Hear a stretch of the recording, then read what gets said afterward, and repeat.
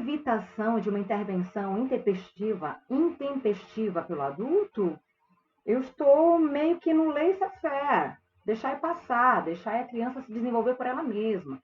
Então, esse processo de educação não assume uma responsabilidade de ser provocadora do desenvolvimento dessa criança. Tá? A pedagogia nova entende que o desenvolvimento humano passa por fases próprias de organização. Então, ela também vai se fundamentar num conhecimento epistemológico que está sendo produzido nesse contexto histórico. Tá? A dependência da criança em face do adulto é um fato social indiscutível. Tá? A superioridade e a inferioridade são naturais. Tá, aqui a Kramer coloca que a dependência da criança é um fato social indiscutível, isso ela não questiona. Todavia, essa dependência é lida teoricamente, tá? Teoricamente, eu faço uma leitura de que nessa relação criança e adulto, ou melhor dizendo, adulto-criança, passa pela superioridade do adulto, tá? E a inferioridade da criança, e essa inferioridade é codificada como natural. Então, essa relação adulto-criança é natural, é naturalizada.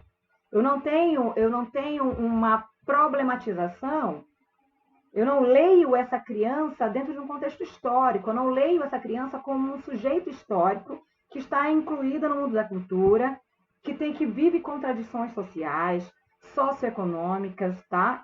Eu faço essa tendência pedagógica, como a tradicional, faz uma leitura ahistórica dessa criança. Tá?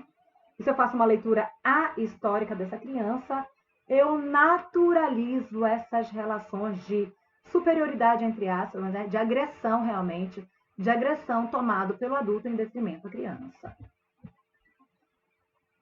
Vocês já ouviram essa musiquinha? Zip, zip, zá, a boquinha vou fechar. Vejam nessa cantiga tão simples, mas significativa, o controle velado. O controle velado do corpo da criança pela pedagogia nova. Tá?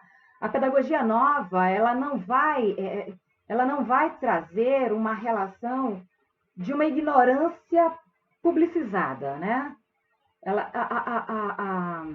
O controle que eu vou ter sobre o corpo dessa criança, ele é velado. Mas eu também tenho uma relação de poder nessa pedagogia nova, tá? Ancora-se no método genético, tá? Então, eu tenho aqui um conhecimento científico que foi produzido e que esse conhecimento científico é uma verdade, né? E a partir de uma verdade da psicologia, eu faço a apropriação dessa verdade para fazer um processo de educação e justificar as minhas atitudes e as minhas ações a partir desse processo de educação. Tá? Então, Piaget é tomado aqui, dentro do seu método genético, ele é tomado aqui como método. De fato, Piaget, lá na psicologia, o biólogo, né, o epistemólogo, ele é um epistemólogo que quer discutir como a pessoa aprende, como o sujeito aprende. E aí eu não estou aqui para fazer a negação do Piaget, mas de problematizar como a educação busca esse saber da psicologia, e às vezes eu tenho algumas distorções aqui na ponta, justificando as minhas ações. Eu distorço em alguns sentidos essa teoria, que não foi pensada para fazer isso, mas que eu me aproprio dessa teoria e faço isso, tá? E aí eu ancoro nesse método genético o desenvolvimento dessa criança que está nessa escola. Então, na pedagogia nova, eu tenho um controle velado desse corpo, eu tenho um controle sutil. Combina com a criança o controle, né? Eu vou combinar enquanto educador, zip, zip, zá, boquinha, vou fechar. Não vamos fazer isso. O que você acha de fazermos isso? Todavia, eu combino com a criança esse controle desse corpo dela. Essa criança acha essa escola até mais interessante, mais gostosa, mais colorida, né?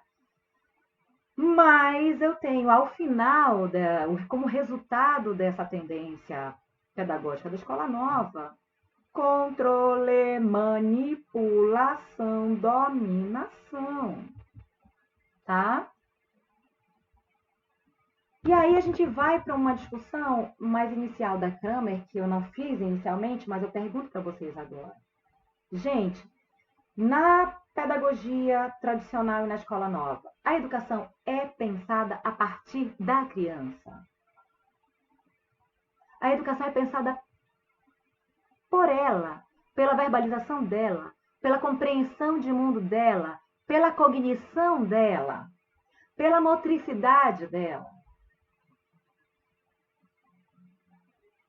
Eu organizo o meu espaço, o meu território, considerando essa criança que eu desenvolvo um processo de educação desde muito pequena até no mundo da nossa cultura, até os 11 anos de idade. Eu tenho essa ideia da infância no território brasileiro, considerando questões legais até os 11 anos e 12 meses, 11 meses. Né? Como os adultos pensam as crianças nas sociedades ocidentais? E aí a gente tem ideias de criança, que eu já falava ainda há pouco, ideias que não colocam essa criança dentro de um contexto histórico. Então, eu estou pegando aqui um sujeito ahistórico e estou discutindo a partir do prisma do adulto. Um exemplo simples, muito simples, mas interessante. Uma criança, uma certa feita, dizia: "Eu sou Deus!"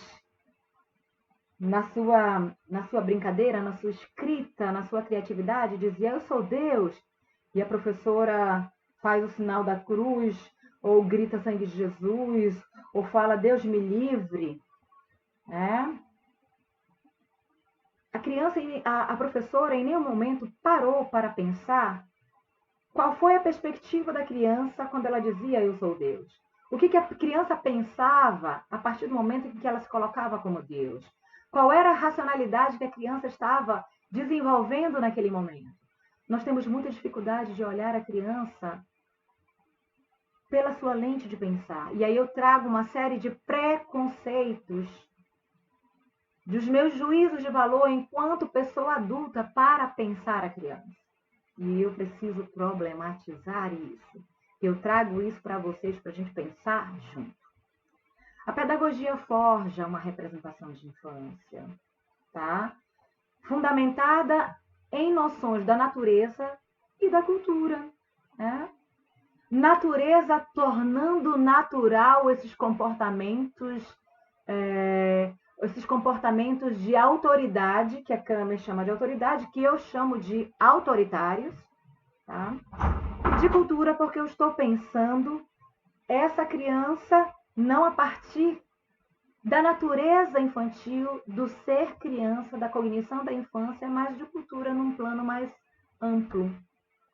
Então, o natural aqui, dialogado pela Kramer e pelo Horta, é o natural de maturação biológica, é o natural que eu, a partir dessa lógica da maturação biológica, eu vou também traduzir isso para a naturalização de comportamentos, para a naturalização desses comportamentos autoritários, que ela nomeia lá de autoridade. Essa autoridade que não é autoridade, que é um autoritarismo. A imagem da criança no pensamento pedagógico comum, né? Dentro do nosso pensamento pedagógico comum, a infância precede a vida adulta. Se a infância precede a vida adulta, eu tenho um problema de temporalização, de temporalidade que envolve esse ser criança. E aí eu pergunto para vocês, a criança é um ser? Ela é um ser inteiro, da integralidade? Ou ela é um vir-a-ser? Ou ela vai tornar-se quando ela ficar adulto? Eureka! A pedagogia tradicional e a pedagogia nova não estão vendo esse ser criança como um ser da integralidade. Isso é um ponto débil nas duas tendências pedagógicas que adotam perspectivas da psicologia para fundamentar cientificamente o seu ideal. Tá? Então, nós precisamos começar a pensar a criança como um ser. Uma criança que pensa, que tem uma racionalidade, que tem uma forma de se organizar, que tem uma linguagem, tá? que tem uma linguagem, que tem um repertório verbal, que não é o repertório de adulto, que tem sua compreensão do mundo. Por que que a lua me segue? Por que o sol é amarelo? Por que quando eu ando... Tem uma lógica. Há toda uma lógica de pensar que ela estabelece na sua relação com o mundo, na sua relação com as demais, com outras crianças. Tá? Então, eu preciso pensar a criança pela criança e não por um sujeito que ainda vai se tornar algo concreto, acabado, definido. Até porque o ser humano é um ser inacabado, Paulo Freire já assinala isso para a gente. O ser humano é um ser inacabado que está na busca do ser mais. Então, nós estaremos com 91 anos de idade buscando ser mais. Nós estaremos com mais de 100 anos de idade buscando ser mais.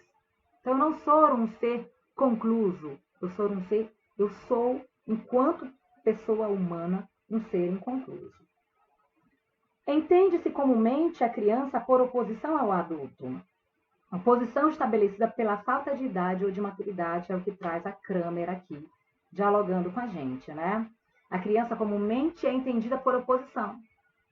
E se eu coloco ela como oposição, eu vou entendê-la como ser da falta, como ser da incompletude, como ser da incapacidade, como ser da imaturidade, em detrimento da maturidade do adulto, da capacidade do adulto.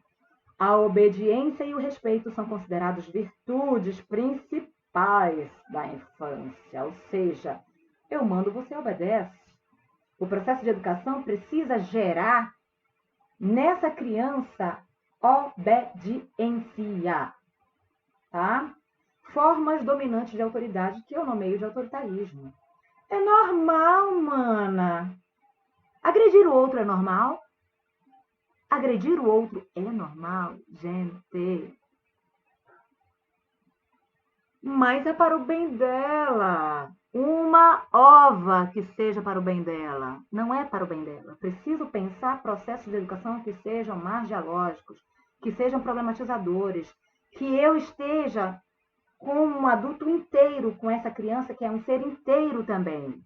Que eu, enquanto adulto que trabalha com crianças pequenas, médias e grandes, consiga pensar a partir da racionalidade dessa criança e que eu traga muito menos os meus juízos de valor para trabalhar com essa criança. Tudo bem? E aqui a gente está seguindo para uma última sessão, um último slide que eu preparei para vocês. Um slide extremamente interessante, que é muito comum a gente escutar. Criança não sofre. Mana, ela não paga a conta de água, de luz, de telefone. É frescura. Criança é um ser da integralidade dentro do seu momento de desenvolvimento. Ela é um ser histórico, ela é um sujeito histórico. Ela está dentro de um contexto. Ela vive numa casa. Ela está dentro de uma série de relações nessa casa. E talvez essas relações dessa casa não sejam relações tão salutares, não sejam relações de afetos tão positivos, construtivos, tá? Então, a criança pode sofrer, sim. Seja uma criança que está numa casa de pessoas com condições socioeconômicas positivas, boas condições socioeconômicas, seja numa casa em condições socioeconômicas menos positivas. Essa criança pode sofrer. Eu preciso pensar um ambiente em que essa criança possa se desenvolver o melhor possível. A escola precisa ser um lugar em que essa criança possa encenar outras cenas, possa ampliar seus repertórios, possa crescer, possa se desenvolver, possa dialogar, possa falar, possa perguntar. Tá? Estamos numa era em que os adultos têm jogado as crianças pela janela. Estamos numa era em que os adultos justificam o seu processo de educação com gritos, ignorâncias, palmadas, com peias, com agressões físicas, com agressões psicológicas. Precisamos trabalhar a superação dessas atitudes grosseiras, dessas atitudes desumanas, dessas atitudes de agressão, tá? Precisamos superar essas práticas autoritárias de adulto sobre a criança e desenvolver relações mais horizontais com essa criança, mano a mano com essa criança,